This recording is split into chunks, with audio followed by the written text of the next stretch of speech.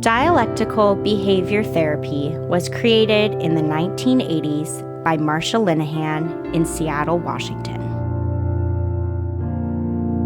Today, DBT is taught all over the world. We're two therapists who believe everyone can benefit from DBT skills. I'm Kate. I'm Michelle. And this is DBT and Me. Hello, everyone. Hello. Hello. All right, so we are moving on today. If you backtrack a couple weeks ago, we talked about Dear Man, which is the first really Acronym? big, the first acronym and the first really big interpersonal effectiveness skill that DBT talks about. And now we're moving on to part 2 of 3 with the big skills. They're all acronyms, mind you. And this week's acronym is GIVE. So it winds up being eventually Dear Man, give fast. Fast. They make it into a phrase, even a phrase of acronyms. Sort of. Yeah, we don't know what it means. English, but Dear Man, give fast. Yeah, exactly. So give is very different than Dear Man. Give is, I don't know, kind of what it sounds like with the acronym itself, which is that you are giving to other people in a way. Because give is all about building relationships with other people or repairing relationships when a rift has happened.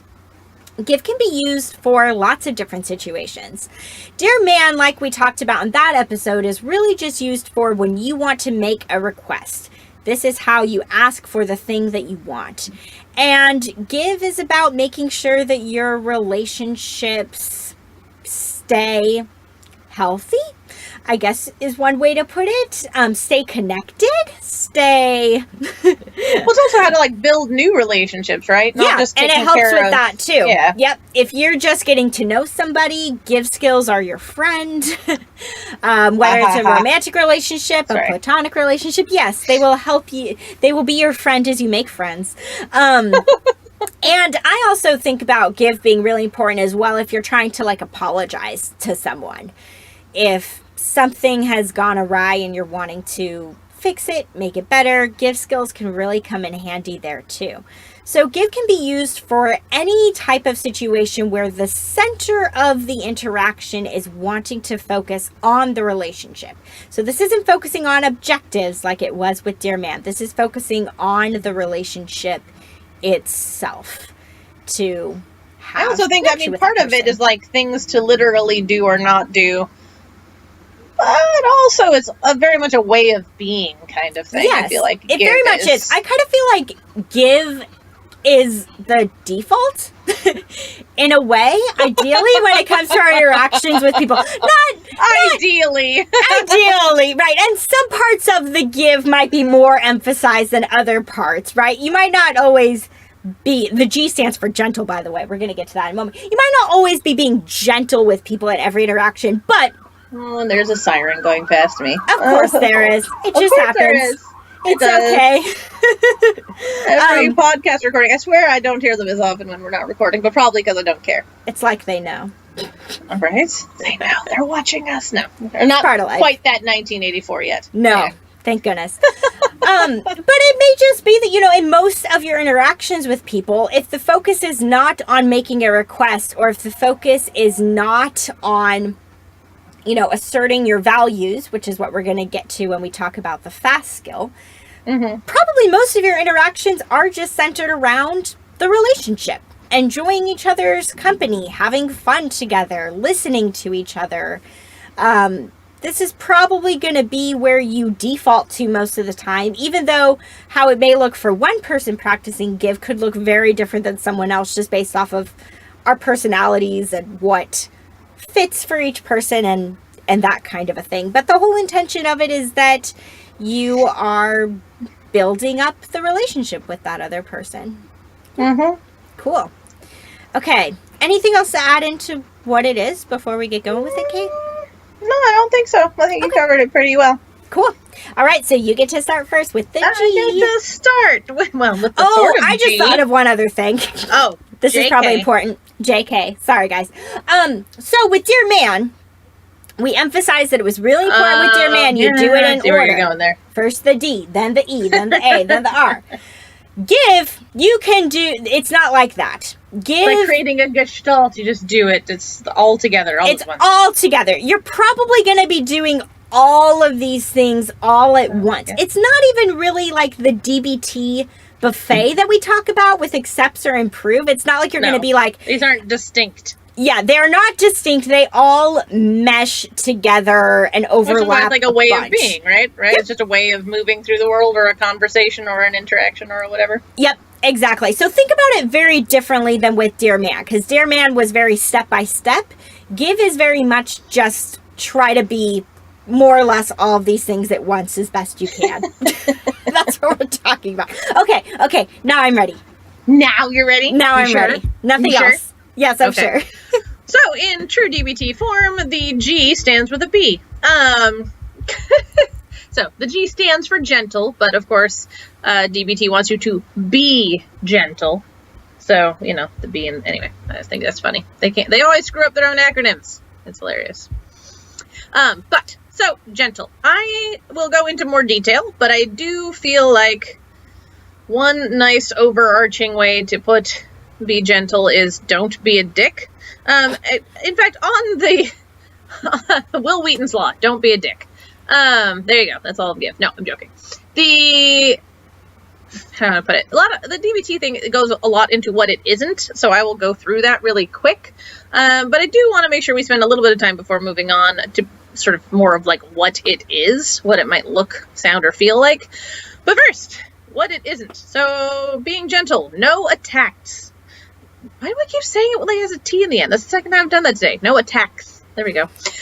No verbal or physical attacks, no hitting, clenching fists, no harassment of any kind. You can express anger directly with words, but no attacking people.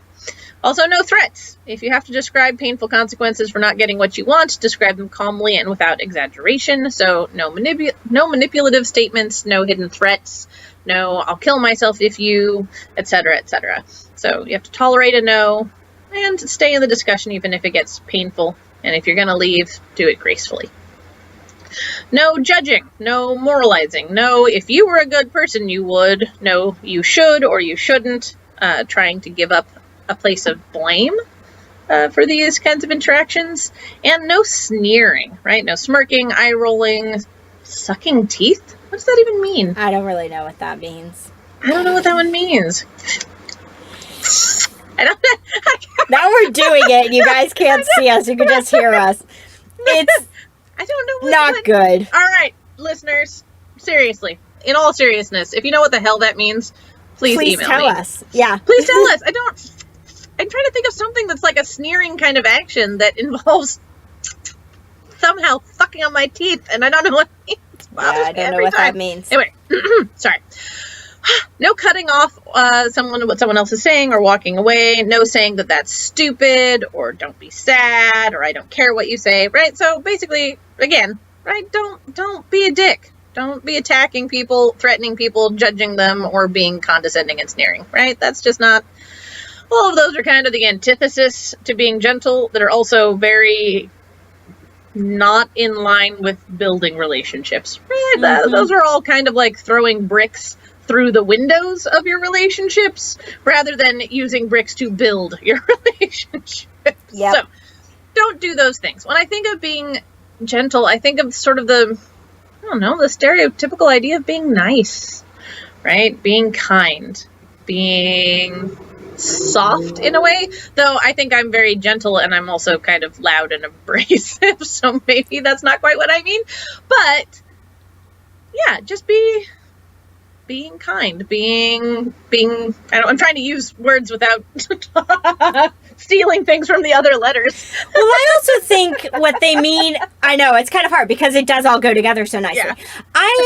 I kind of think that what they mean by this being gentle, sort of an idea that doesn't really have to do with the other three that we're going to talk about, is it's kind of this idea of like both giving and receiving vulnerability in a way. Like when someone's I being like that way vulnerable of with thinking you. of it. Oh, Yeah. good. Like when someone's sharing vulnerably, like Don't Pete be a said, dick. don't be a dick. Like, you know, and we're going to talk about some other stuff too, but like really, really listen to them. Really kind of metaphorically, I mean, literally, I guess if you want to, but like metaphorically, like hold them.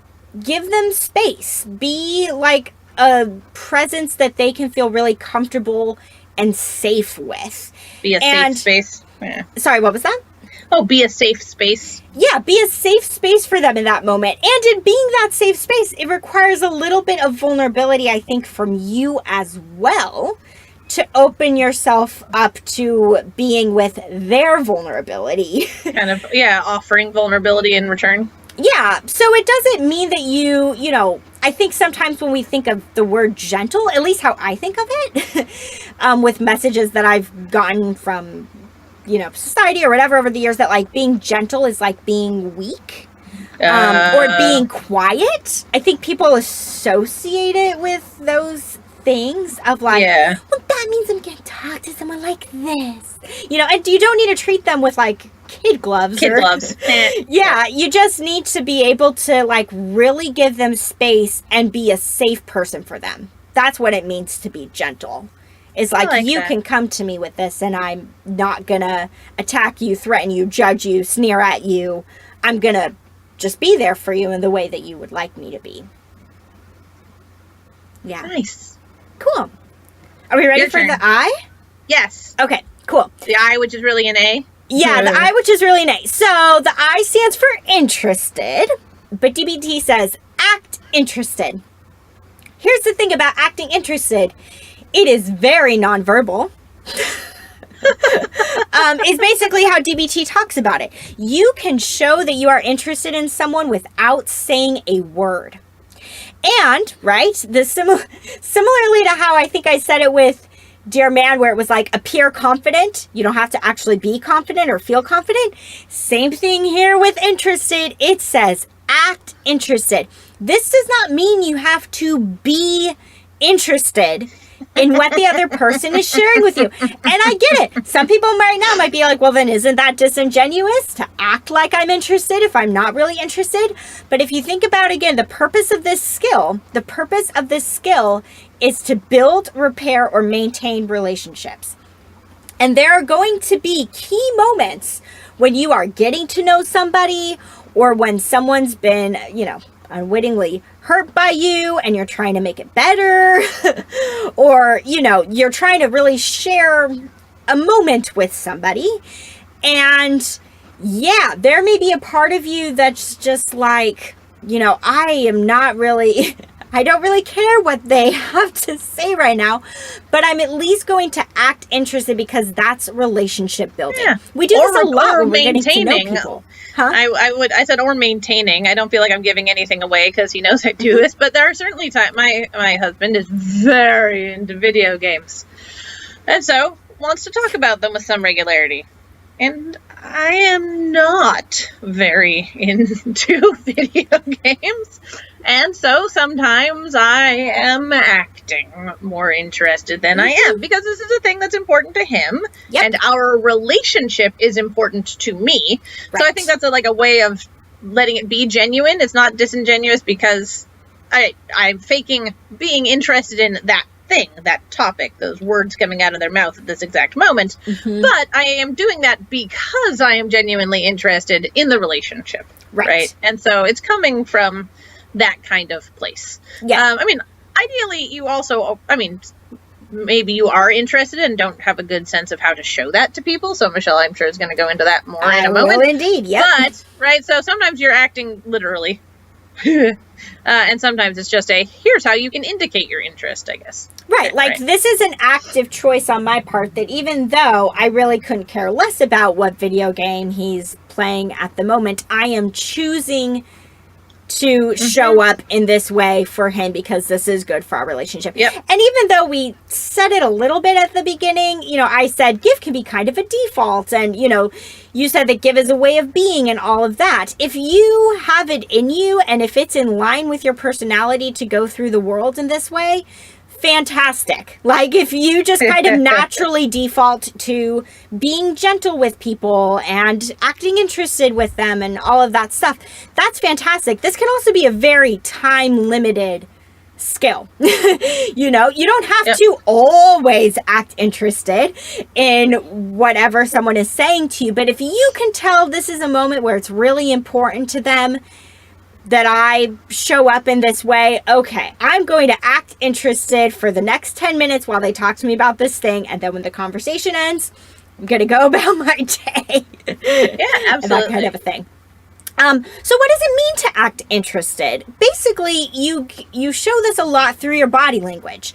I can't say with certainty that everyone's experienced this, but I know I have many times where you can tell someone's not really interested in what you're saying because they are not looking at you. They seem distracted. They may be interrupting or talking over you, or they just may, you know, ask you to repeat what you said, or whatever it is. There are all these signs that can indicate to us, oh, this person isn't really interested in what I'm saying. They're not really listening to me. Yep. And likewise, on the flip side of that, there can be some pretty clear signs when we can tell that someone is really interested in what we're having to say. Or, again, they're at least appearing interested. They're, you know, maybe they're nodding along as we're talking. You know, they're responding to what we're saying. They're keeping good eye contact with us, if, again, that's, you know, culturally appropriate and things like that. Maybe their body language is a little more open. Maybe they're leaning toward us a little bit. You know, we can tell that they're really focused on us, and that feels good.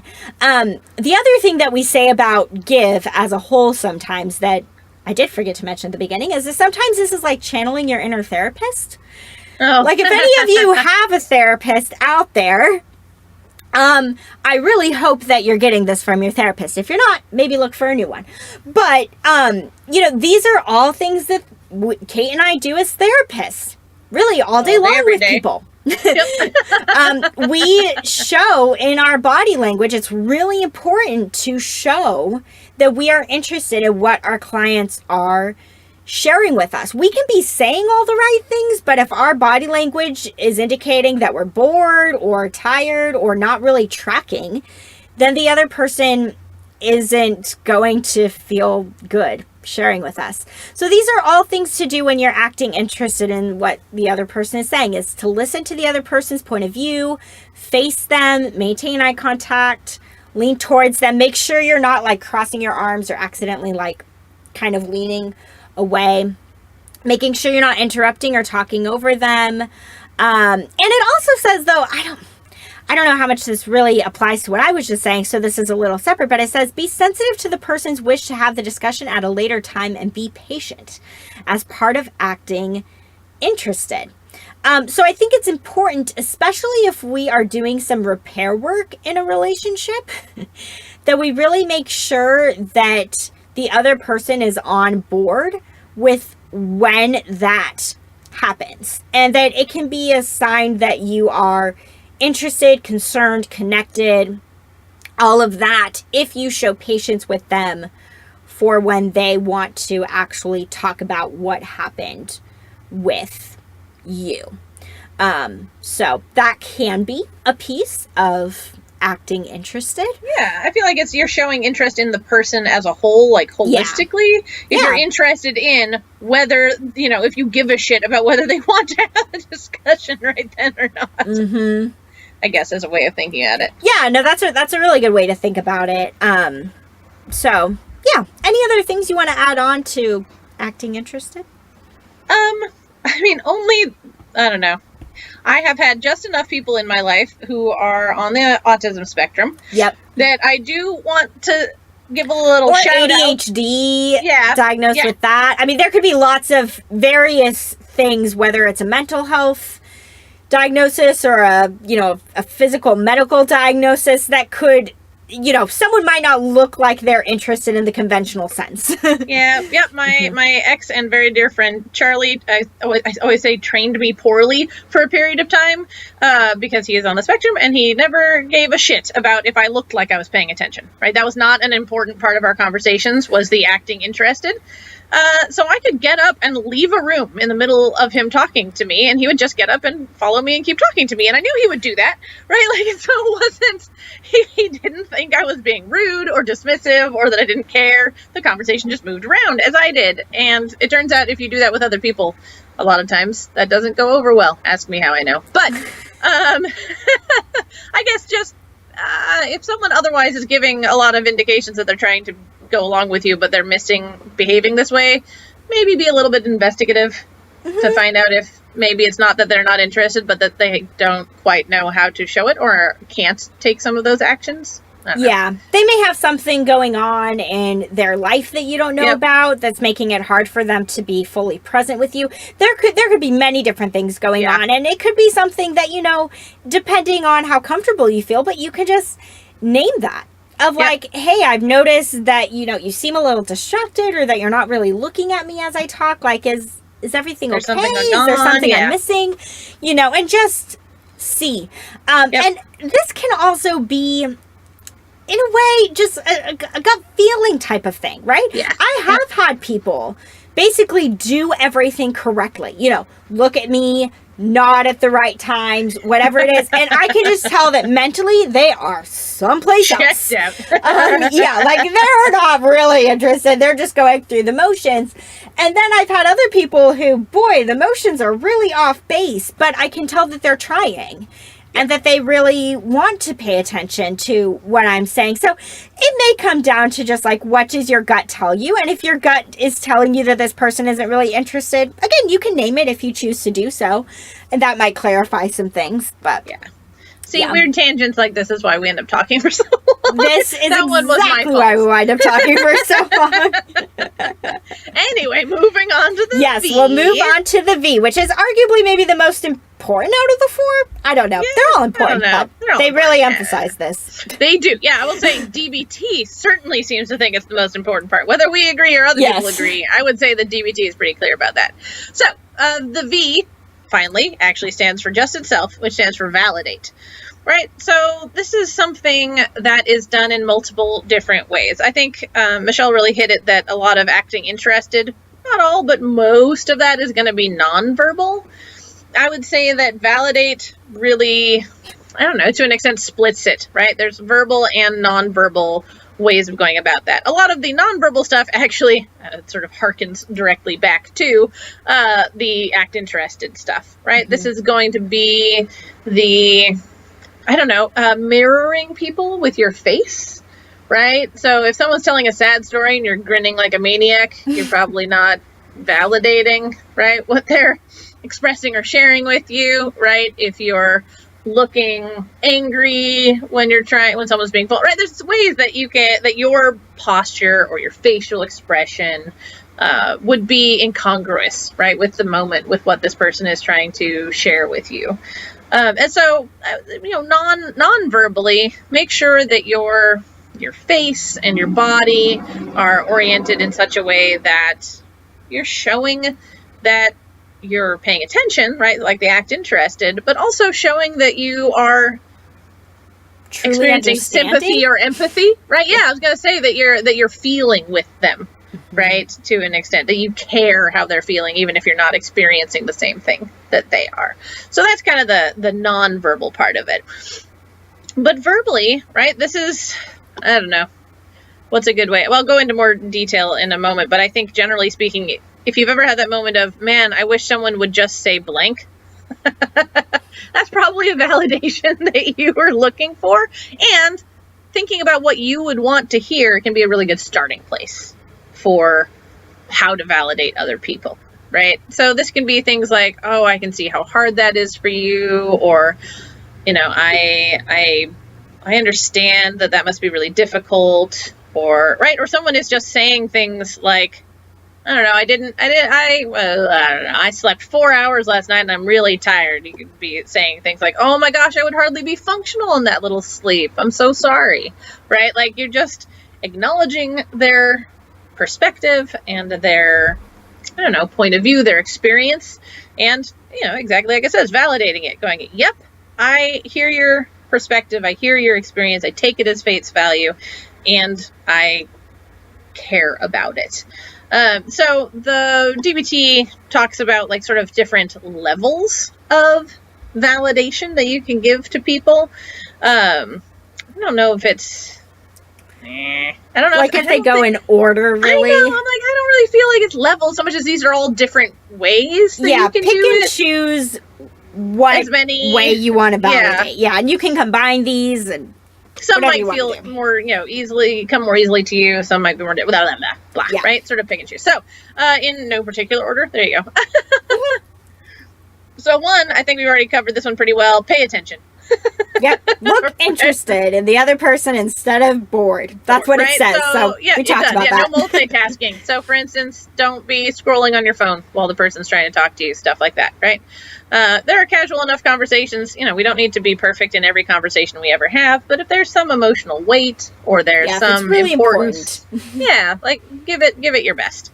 Another one is reflect back. So say back what you heard the other person say or do to be sure you understand exactly what they were saying. And don't get judgmental with your language or your tone of voice with that. So I don't know. This could be as simple as 4 hours of sleep. Really? That's all you got last night? Oh my gosh. Right? That's just, I heard the information that you're giving it, that you gave me, and I'm repeating it back so you know that I heard it. Right? It doesn't have to be, I don't know. Michelle, I'm calling myself out here. When I was in school, right, in grad school, oh man, I certainly had a lot of that. What I hear you saying is, anyway, I've gotten more nuanced about it since then. Yeah, or just really parroting back. Like if someone says something like, I had a really hard day today, for you just being like, oh, you had a really hard day. Now, sometimes this can land, right? Because sometimes depending on how you say it, the person may really feel heard or that kind of a thing. But it does not have to be that you're just repeating back word for word for them what they just said to you. But it is things like, oh, that does sound like a hard day, right? Yeah. Like if someone says, I don't know, that's how I think of it. Less parody, because that's always feels awkward to me. Yeah, it does feel awkward. But yeah, the essence of, this reflecting back is basically, just letting them know that you heard them. By repeating back specific words or phrases that they used to describe their situation in some way or another. Yeah, at some point. The next one I love because it's the exact opposite of, 90% of what I tell my clients. I get it in this context, but it's so funny. And I always say, you're not a psychic. No one can read minds, blah, blah, blah, blah, blah. And this particular way of validating they describe as read minds. But this is more or less just paying attention to things beyond the words that someone is using, which I don't think of as mind reading. I think of that as sort of attunement or being present, right? We're not all, I was just talking about people on the spectrum, etc. But for a lot of us, it comes somewhat naturally to be able to be sensitive to what someone isn't saying, but they are saying by way of their facial expressions, their body language, maybe what's going on around them, so they don't even have to say something about it, and that it's probably difficult. So that's the kind of thing that you can, check in with. So, I don't know, if I had a colleague who had a new baby, and they looked ragged one morning, I might say something like, oh, looks like the baby might have kept you up again last night, right? I kind of know their situation, I know what they've been going through, and I'm showing that I'm paying enough attention to them to notice that they look like they look a little worse for wear today. And I think that's the kind of thing that it's really meaning for reading minds, right? If you ask someone how they're doing and they say they're fine, but their facial expression and their tone of voice sounds sad. You can tell they have tears in their eyes. Yeah, exactly. Or they sound angry or whatever, right? You're just like, I don't know, it sounds like maybe you're not okay. Yeah, that's what I was just thinking of, the I'm fine thing of like, check out the body language and the tone of voice and actually see if it fits, because a lot of times it may not. Yeah, Yeah, and certainly be willing to be wrong, right? Since this is going on intuition or assumption, technically, be willing to check it out. So if you're like, oh, it looks like something, they're like, oh, no, I just sneezed, and so my eyes are all watery, right? Like, so be willing to let it go if you're wrong. Or, frankly, even if the person is telling you you're wrong and you're not, still let it go. Yeah, if they don't want to talk about it, if they don't want to talk about it, don't push it.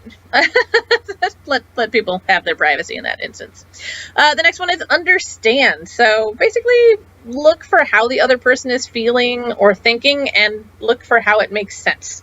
So based on their past experiences or their present situation or their current state of mind, basically just look for how they make sense. I think that's the best way that I can put it. I often tell people that it's not what's wrong with you, it's what happened to you. And that's kind of the way that I think of this, right? We are all the inevitable conclusions of everything that has come before this moment. And so we make sense. We may not know how we make sense, but we do. as a result of what has come before. So look for how stuff is making sense. Maybe on the outset, you might struggle with that, or maybe it comes very naturally. It depends on how alike you and this other person are, or how similar your lived experiences may have been. But look for the ways that their current reactions or their state of mind, etc., make sense given what's going on.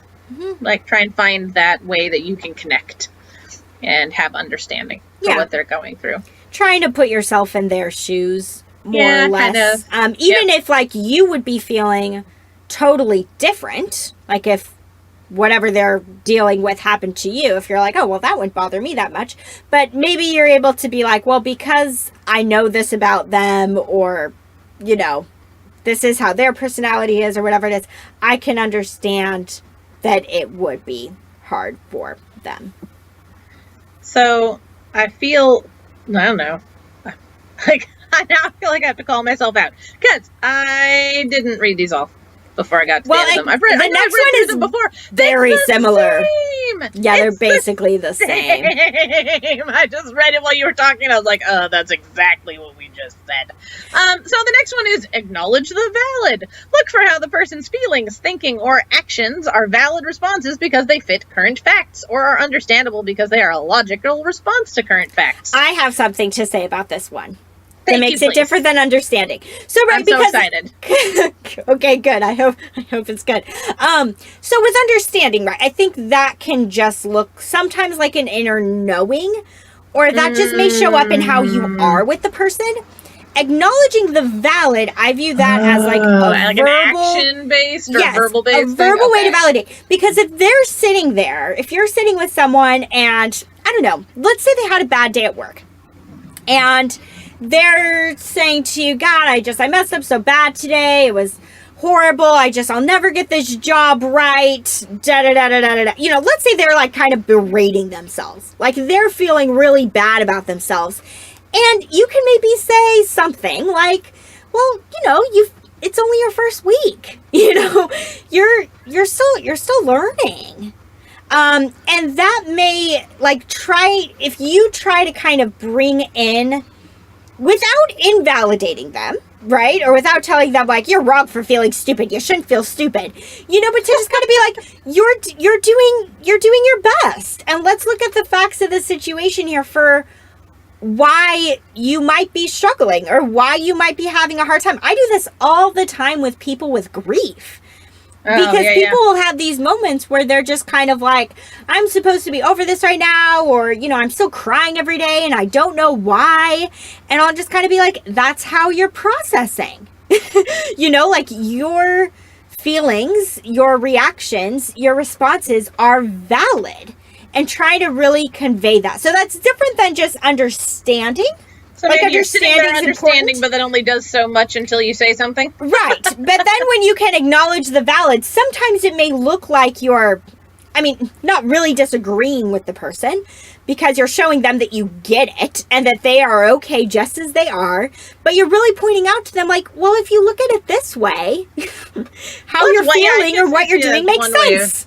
Doing it, or maybe it is completely valid, like, oh my gosh, I'm so mad at my boss because they did this thing. You're like, oh yeah, I'd be mad at my boss too. That seems really reasonable. Yep, so that would count it as well. Yep. And then last but not least, show equality. So be yourself. Don't one up or one down the other person. Treat them as an equal, not as fragile or incompetent. Right? So even though you're being gentle and whatever with people, you still don't want to, I don't know, basically talk down to them, treat them like a child. This isn't giving them a head pat and being like, there. That's not what give is about. No. Right? And also, well, you think you have it bad. Well, one time no, that's not helpful. Yep. Or, that's so much worse than anything I've ever gone through. I couldn't possibly understand, right? That also actually isn't helpful, right? So really trying to just be yourself with that other person, treating them like an equal and just still treating them like a, I don't know, competent, rational, real human being, rather than, I don't know, not. Don't be a condescending dick. Yep. About the whole thing. Yeah, don't view them as someone to, like, be rescued or, like, I don't know, well, I have to take care of you because you're struggling. Like, it's really just about, like, showing them in any of these various ways that you can really see what they're going through. Yeah. And also really conveying to them that, like, again, not that if they ask you for help or... Yeah, that's something else. That's something else. But to also make it clear of, like, yeah, you're going through a lot. And also, like, you know, I want to say, like, I believe in you. That sounds so cheesy. But not like, oh, well, let me take that off your hands. They may not be asking they for can't that. deal with it. Yeah. Yeah, exactly. Yeah, you don't want to assume that they're incapable. And you don't... I don't know. And to an extent, this isn't about your experience. Yep. Right. So bringing in your own worse or not as bad experience kind of turns it around to being about you, which really defeats the purpose of basically all of this. Yeah. All right. So, Michelle, I think we're ready for the final letter. Yes, the E, which is, I mean, again, they say use an. It stands for easy manner. So use an easy manner is how DBT puts it. And most people, when we say this in group, are like, what is that? Most of these other terms you've heard before. You have an idea of what it means to be gentle or what it means to act interested or what it means to validate. But easy manner typically gets some weird looks because I've never heard it outside of DBT. No. But easy manner can look like so many things. I don't even really know where to start. Easy manner just basically means show up and be yourself. Like, be real. Be authentic. Because sometimes I think as people are reading through these things where they're like, oh, I need to be gentle and I need to validate. And like, I don't know if that's really me. Like, I'm not really a soft, warm, fuzzy kind of person. Like, that's a bit of a stretch, or this is going to come across as being a natural. Fear not, for those of you out there, because you have this E for easy manner, which is just to be yourself in a way. In a way, I don't know, but don't be yourself if you're ornery. Right, like, be these other things, first and foremost, that we've talked about so far, when you are making an effort to practice this skill. And also, you can still be you. A little bit. Yeah. No, like I'm not soft, but I think I am good at easy manner. Yes, Kate has a very easy manner. Like, I don't know. Kate, I'm going to say nice things about you. Aww. Are you ready for it? Like, I'm ready. When you laugh, Kate, your laugh is just like so big and boisterous, and it's just a joy. And you are naturally pretty funny. And so it's very easy to feel comfortable with you, right? Because easy manner, really the point of it is like to put people at ease. That's really what they're talking about. That's a better way. I like that. I wish they'd do that. They already fuck up the order of letters. They might as well have said put people at ease. Yeah, the E for ease.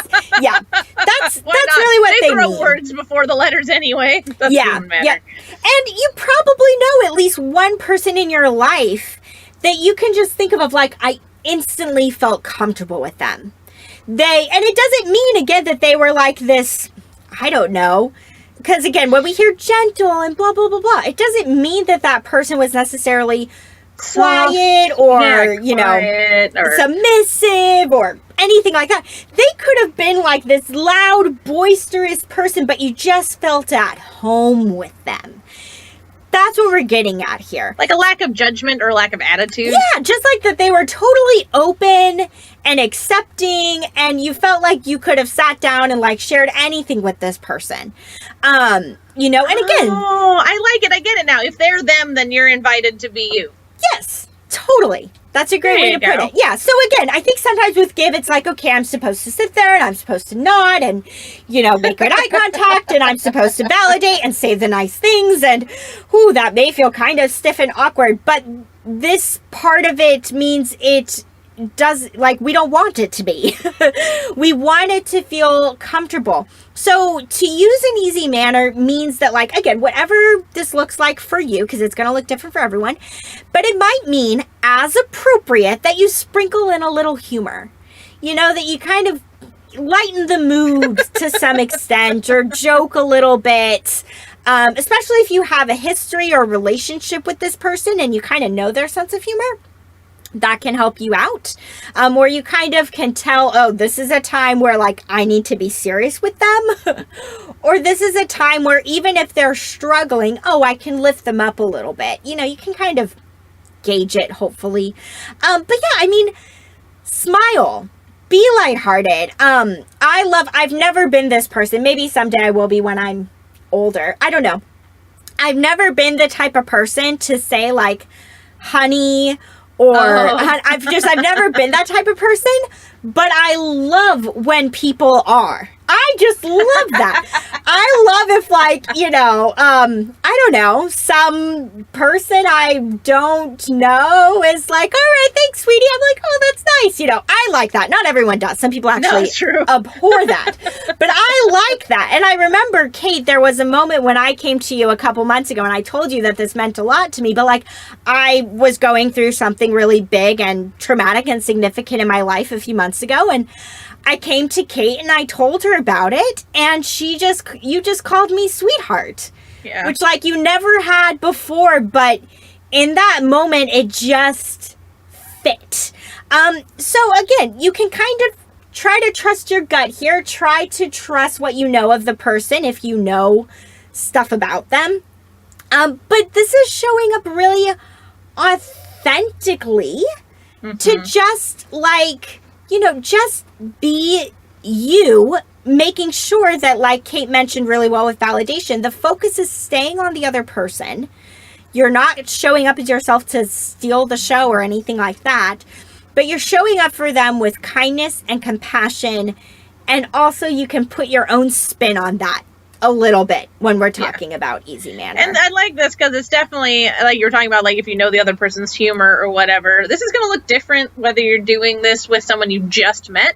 Yep. Or someone that you have, like, I think of sometimes easy manner can be like a great place for inside jokes. Yep. Or, you know, like past history. I don't know, Michelle, this probably won't surprise you at all, but a running joke I have with lots of my clients is that, well, not a joke, I've seen it happen. Anyway, that therapists high-five each other over how many people we've made cry in a day, right? And that, like, I've obviously failed as a therapist if I don't make anyone cry in a day. So I have several clients that, like, when they're crying, at some point they'll be like, I gave you your one for today. Like, and I'm like, yes, you were my last chance. If I didn't get you to cry, I was fucked for today. Like, so it's just like this running joke between us. They can lighten the moment, like, in really heavy moments, right? They're, like, really crying and going through it, and then they'll, like, chuckle and be like, you got me. Yeah. Good job. You can tally that on your board for the day. So, I don't know, right? So past history, if I was just like, yeah, I made you cry first session with someone, that probably wouldn't, you know, land well. Yep. Yeah, timing is very important with when and how to use easy manner. But I mean, again, the most important thing that I view about give as a whole is that when you're showing up for this other person, when you're really trying to be there for them, to provide support. If they're going through something really difficult, you're getting to know them, you know, you need to make amends, whatever it is, like, above all, it's most important to show up and really be you. Again, not necessarily the completely unfiltered asshole side of you, which we probably all have somewhere, even if it doesn't come out very much. Not to necessarily show up unfiltered, but to show this person, you know, that you're not going to just be stiff and awkward and uncomfortable with them, that you can't really build a being relationship. You can't build a relationship based on not you. Right? Exactly. So if you want to build a real relationship, you don't want to just go through the motions. Yeah. So easy manner is what that piece is all about. So like we said at the beginning, these all really merge together. When you're interacting with someone in this way, you're probably going to be doing a bunch of these all at once. That's just how it goes. Yeah. All right. Yeah. Oh, what? You can go to the next part. To the next part. I can go to the next part. I know what the next part is. So, I won't spend too much time here, but I did want to just give a nod to the fact that all of these same skills really can be used not just in relationship with other people, but in relationship with ourselves.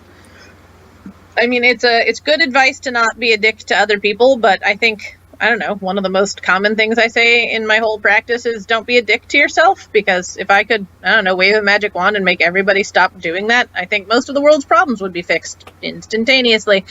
So, right, especially when you've fucked up, right? Mm-hmm. Not fucking up is not an option, just for everyone out there.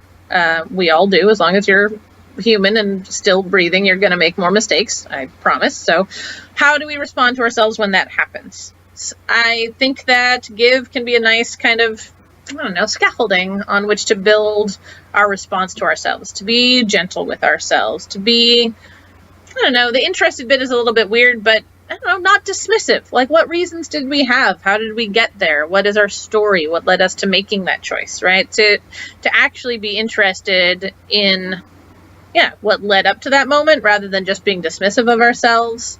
To validate our feelings, our reactions, our fears, whatever is going on in that moment, and to be ourselves and be easy with ourselves. I think give can be, a checklist for self-compassion in a way, right? A way to name what self-compassion maybe could look like. So, while this is obviously, this is interpersonal effectiveness module, right? We're mostly talking about interacting with other human beings. I just wanted to give a little bit of a nod to the fact that this can be used with ourselves too.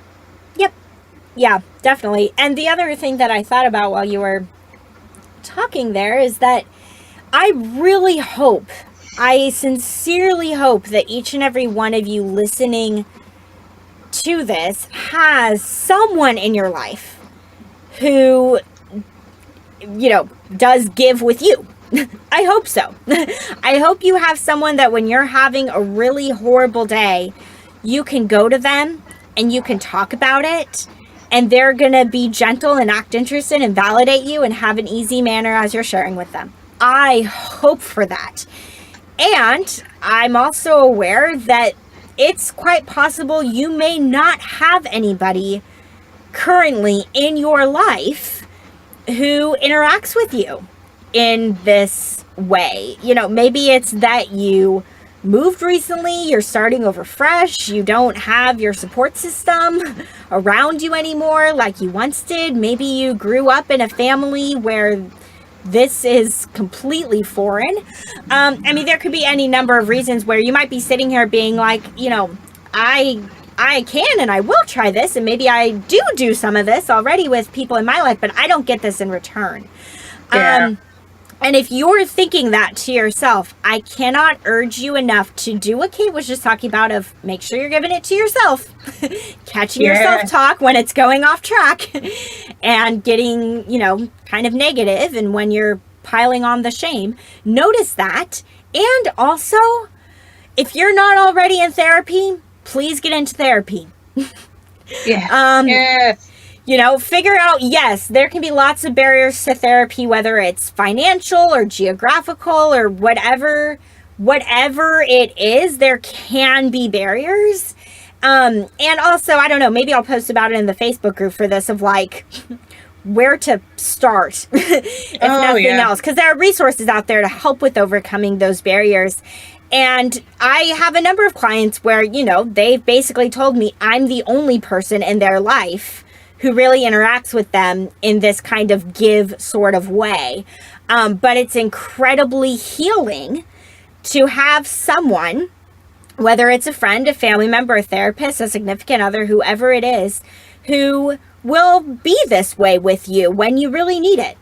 It's important. So if nothing else, try to find a therapist who can fill this role for you. It's really important for our well-being. Yes, true story. Yeah.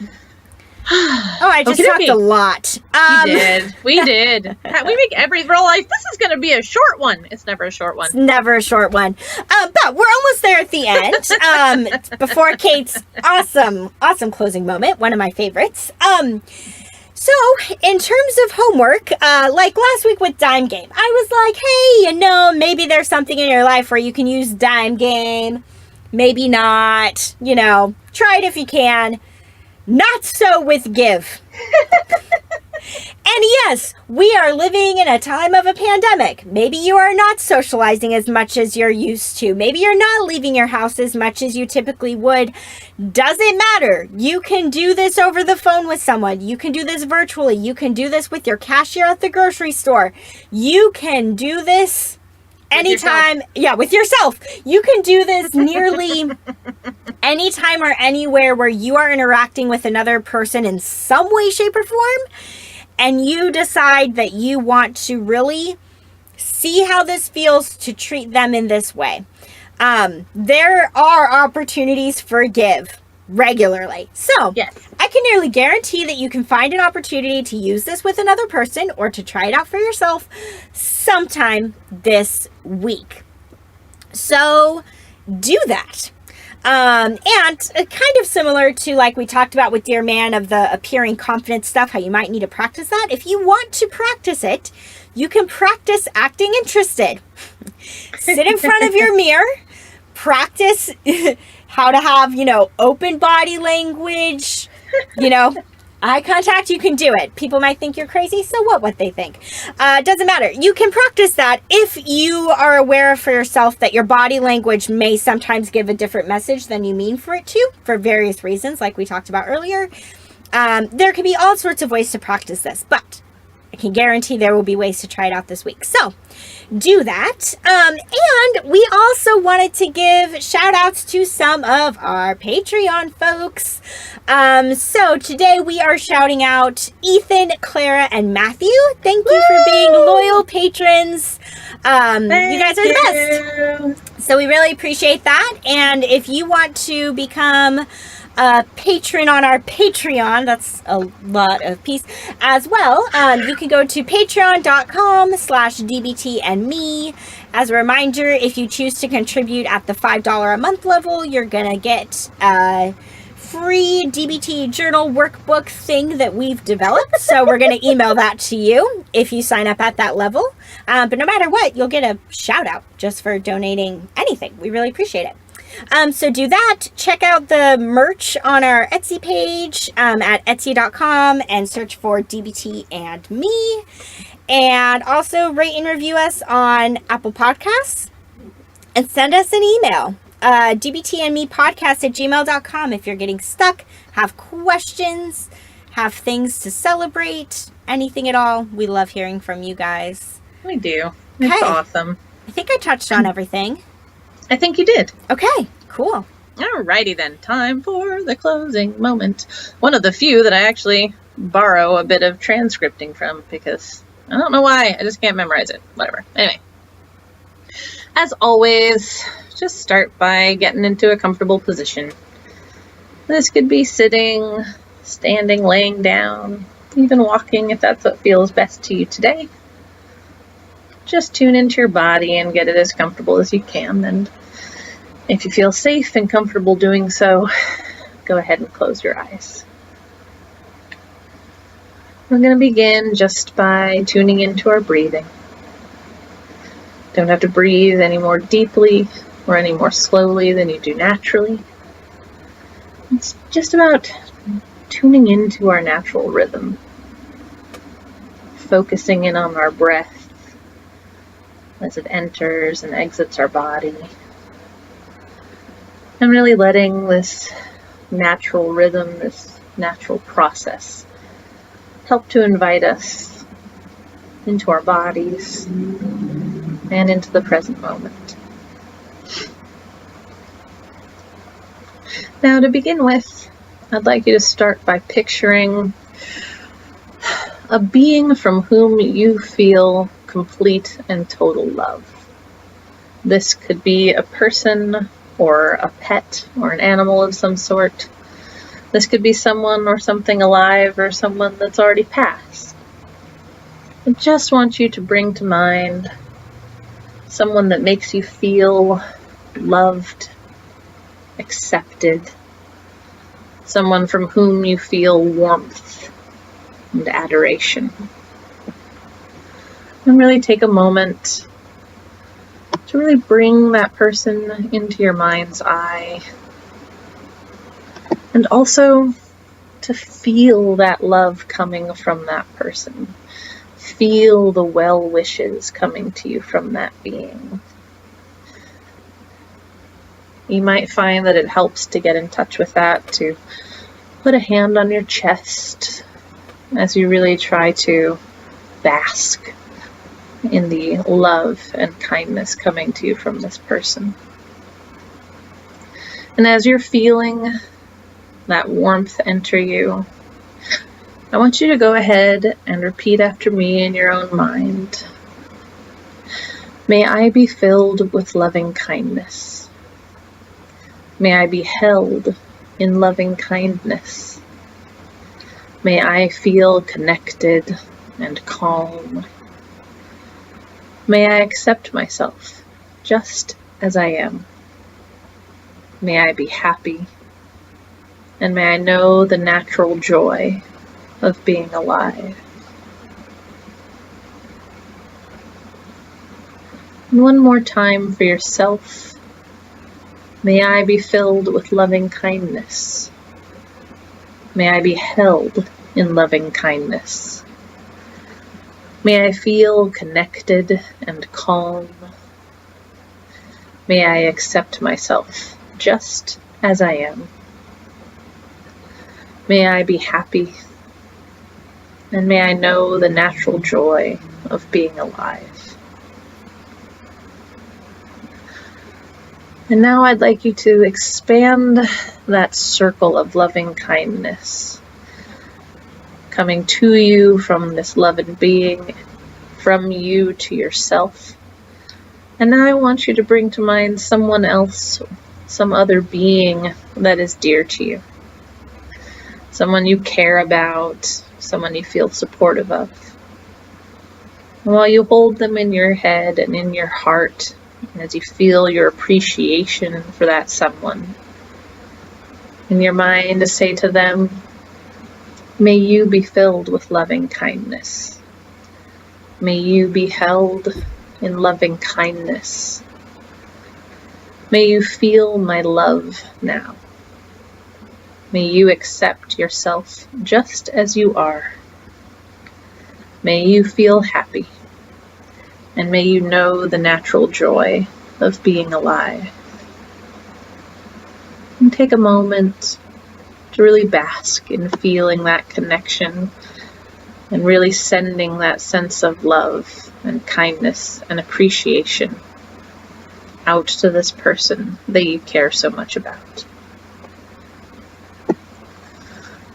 Now I'd like you to bring to mind someone who's more or less neutral in your life. This might be someone that you see somewhat regularly but don't know very well, like a neighbor, or someone at the grocery store, or your local barista. Bring this person to mind, and again, repeat these words of loving kindness. May you be filled with loving kindness. May you be held in loving kindness. May you feel my love for you now. May you accept yourself just as you are. May you be happy. May you know the natural joy of being alive. Continuing to feel that influx of loving kindness from the being that you first brought to mind, and feeling the ever-increasing flow of loving kindness from yourself out into the world. I'd like you to now, if you can, bring to mind someone with whom you've had a difficult relationship, someone with whom you might have struggled in the past. And once again, remembering that they, like you, have all of these same pains and anxieties and difficulties in life. Try to extend to them, again, these words of loving kindness. May you be filled with loving kindness. May you be held in loving kindness. May you feel my love for you now. May you accept yourself just as you are. May you be happy. And may you know the natural joy of being alive. And now, if possible, try to allow your awareness and your sense of well wishes to expand out into all directions.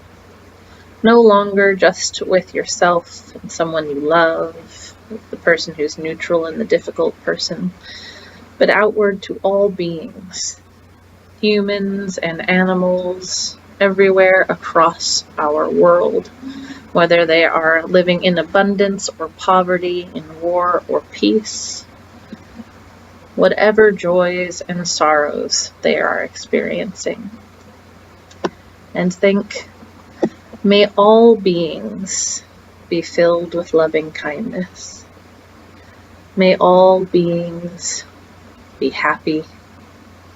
May all beings awaken and be free. And may all beings know the natural joy of being alive. And take this moment to feel that sense of acceptance, of love, and of well-wishing flowing into and out of you to the whole world and from the whole world. And really bask for a moment in that sense of interconnectedness, that sense of your place in this wide web of humanity and other beings sharing the planet with us. When you feel ready, I invite you to take 2 or 3 slow, deep breaths as you let go and release that loving kindness out into the world around you, and begin to come back into your body, into your own being, into this space and this time. Taking your breaths and also moving your body however you need to. Stretching as you feel necessary and as feels good for your body. And whenever you feel ready, you can go ahead and open your eyes. Thanks so much, everyone. Thanks, everyone. To learn more about us and the DBT skills we're teaching each week, join our Facebook group. Simply log in to your Facebook profile and search for DBT and Me Podcast.